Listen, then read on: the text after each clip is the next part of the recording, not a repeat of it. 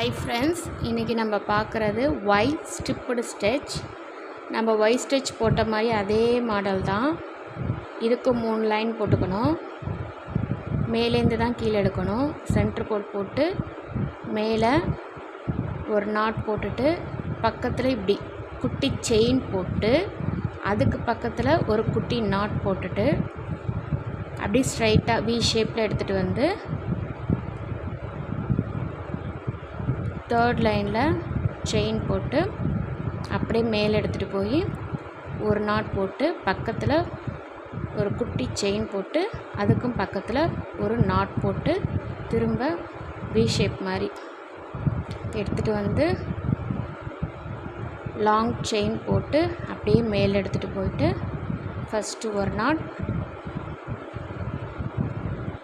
அப்புறம் ஒரு not. Thank you.